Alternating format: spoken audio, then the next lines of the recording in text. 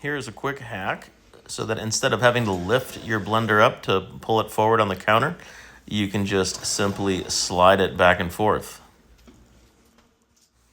Now, I recommend using a cutting board or something that won't get damaged, but you want to lay your blender on its side. And then what I'm doing is I'm using some isopropyl alcohol and paper towel to clean the feet real well. So these are the rubber stoppers on the bottom of, for instance, this is a KitchenAid blender. And we're going to get these nice and clean for the next step. Next, we are going to remove the adhesive backer on these self-adhesive caster feet that are going to go onto the bottom of this blender. I'll put a link in the description to the exact parts that I'm using.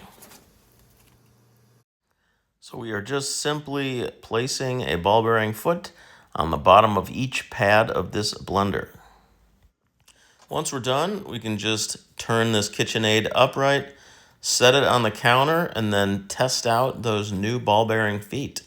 It should slide pretty smoothly across the counter, and you will no longer have to lift this heavy thing up to move it around that counter. So whether it be a blender, an ice maker, a coffee pot, anything you've got in your kitchen that's a pretty heavy appliance that you like to move around, this is a great idea to make things a little bit more mobile. Thanks for watching. Check out the description for more information and hit that subscribe button if you'd like to see more videos.